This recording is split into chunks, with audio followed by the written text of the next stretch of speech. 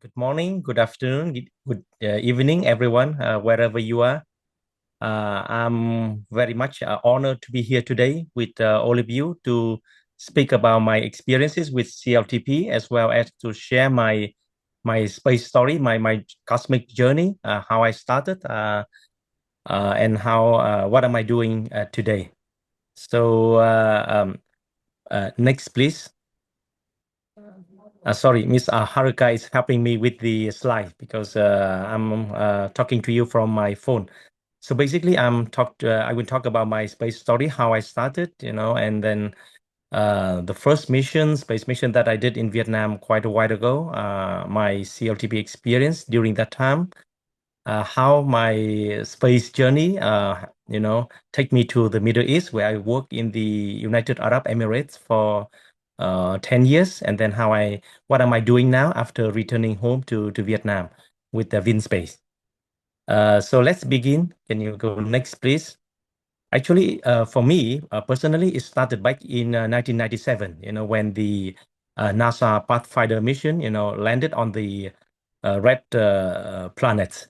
And at that time, I was a high school student, but it was the black and white pictures of the surface of Mars sent back by the little rover Sojourner that really make me, captivated with the space stuff. I start asking me question, why do a lot of people from Houston, from Mission Control, they are so excited about those things, and then that's how I started learning more about space stuff. Next slide, please. So it started from a hobby, as I mentioned. I started learning more about astronomy together with my friend. We formed like a club, an amateur astronomy club. This is how we started sharing knowledge, how to build a telescope by ourselves, doing simple, space education activities such as, launching a model rocket, organizing, watching a sky watching session, and even launching a model rocket. And actually this is was it was a great way to spread the enthusiasm, and get into contact with like-minded people, whom many of whom eventually became my partner, my friend later on, and also my colleagues nowadays, who working alongside with me in a real space mission nowadays. Next slide. Next, please. So back in 2008, at that time I was working for a software company. So my background is in software project development, and at that time I decided to quit my former job, in the IT field to pursue my dream of space exploration. So I kickstarted the so-called the F1 CubeSat project. It's a very simple one unit educational CubeSat project that we wanted to build a cube satellite by ourselves. And it took us like almost 4 years, from 2008 right to up to 2012, to design and to build, test the CubeSats. Can you go to the next slide? So here are some picture of the my team member working on the CubeSat project. Really, really hands-on. Because at that time we did not have access to many of the AIT facility. We did everything by ourselves. Even the clean room we assembled by. It's not actually a clean room. It's more like a laminar flow benches. We tried to make it as clean as possible.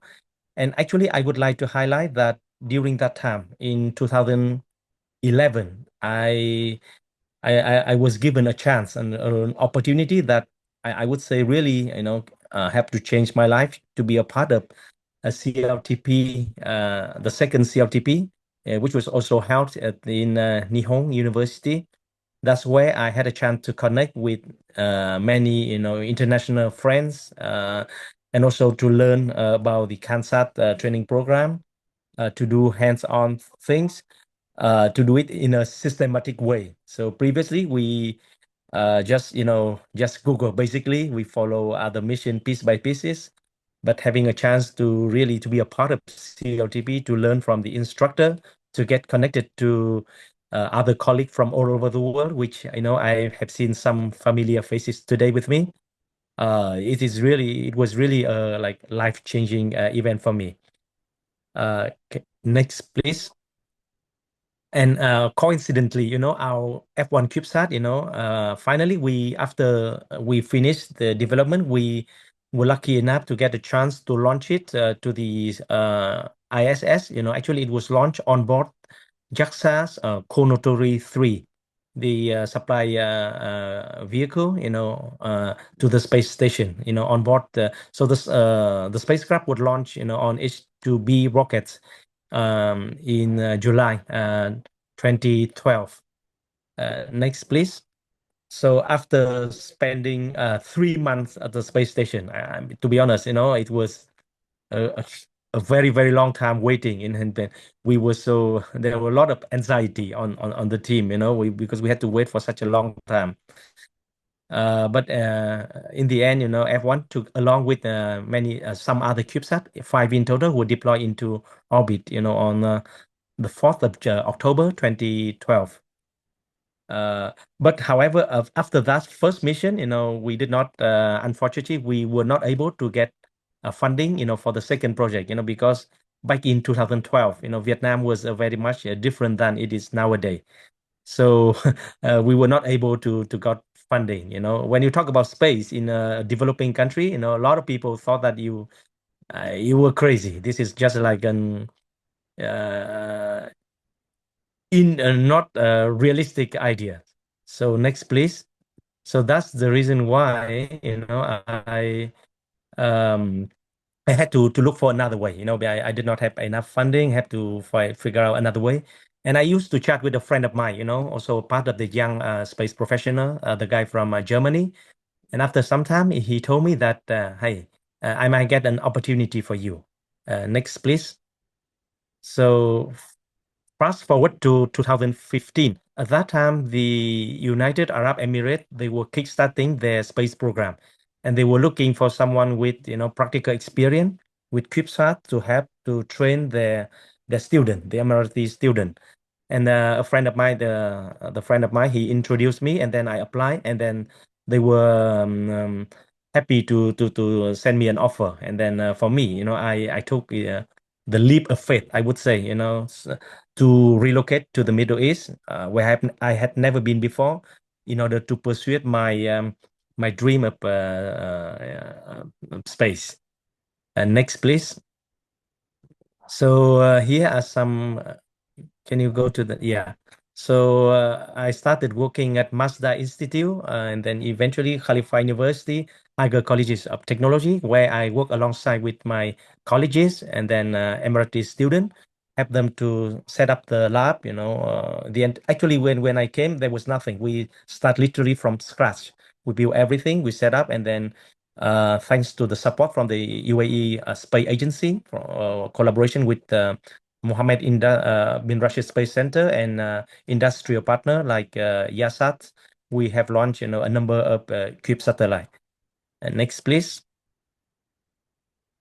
So, yeah, so you can see here are some of the picture that me working alongside with the student, and I mean the UAE, I would say they have a very nice space ecosystem, very well orchestrated, very well organized by the government, and then they have done amazing things. However, for me, time really fly. I was there. I came to the UAE in 2016. Fast forward, now it's already 10 years, and I really miss my home. I always wanted to one day I could be back, to continue my dream, previously. So can you go to the next slide, please? Since I always thought about that, just last September, I just got a chance. It's just a coincidence, out of nowhere. I had a chance to get connect with upper management of Vingroup. Can you go to the next slide? So Vingroup is the largest like private company, in Vietnam. So they do a lot of things. They started from real estate development. They also invest into education, into retail sector, and now they are pivoting into industrial with the car maker, called VinFast. So nowadays, if you go to Vietnam, you will see like more than half of the car running, and all of them are EV, are manufactured by VinFast. So and also now they are pivoting into high tech, including robotic and space. Can you go to the next slide, please? So through a connection of the next one, please. I was introduced to Vin Group, and this is how they have asked me, they told me it's time to come back, and I have decided to return to my home country and take the role of the CEO of the newly established company, VinSpace. So basically, we are a young, space startup in Vietnam, but we have but our vision is that, hopefully someday, eventually, we will be the leading, full stack space company in Vietnam. Um, can you go to the next slide, please? So after starting, this is what our development roadmap looks like. For the first phase, we are trying to establish, all the facility, because after coming back to Vietnam, this is entirely new as well, because in Vietnam we have very limited, capability in space development. By the way, I came back to Vietnam in January.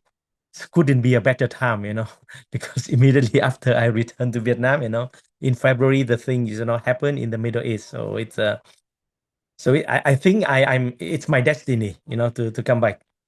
Back to the development roadmap, our first 2 years to build the infrastructure, working on a number of CUBE satellite projects. And hopefully, in the next phase, we can go beyond to develop a larger and larger mission, like and explore further application of small sat as well. Next, please. So here are some picture of our satellite about AIT facility. Now we already got the clean room set up. It's class 10,000, 100 square meter, which is like a dream for any CubeSat developer. It can support up to a microsat, 50 kilogram microsat. Next, please. This is some picture of our test facility. We already got the shaker, TVAC. We're procuring it, and we'll have it in 3 to 4 months.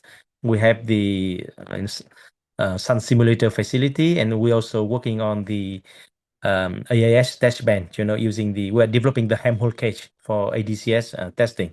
So basically, the idea is that we want to become like a single stop shop for all kind of small sat needs in the country. Next, please. Here are some picture about ground station, So being a part of the Vin Group ecosystem, we have a very close collaboration with Vin University. At the moment, they don't have aerospace engineering degree yet, but they have students from mechanical, electrical, computer science, and then we are taking some of their student as intern student, working at our company. And also, this is where we will set up our ground station as well. Next, please. So at the moment, we have about 50 employees, close to 50, and counting. We have the good thing is that after I come back, a lot of my former colleagues rejoin with me, and then we are recruiting many young team members. Down here, you can see this is the like a space camp that we organized for secondary and high school students. They just visited us last week. They came to our company, to spend like a day, learning from our staff, and then so basically we gave them some inspiration, very much like this spirit that I undertook from CLTP. Attending CLTP is to spread the knowledge and give the inspiration for the next generation. Next, please. So you can see here as a list of some of our partner, and also thanks to CLTP, I had a chance to develop my contact network. And I would say that, one of the best thing I learned from CLTP is that space is truly international, interdisciplinary, and intercultural. When you set your sight on in the space sector, definitely it is at the it is important to have a friend, to have connection from all corner of the world.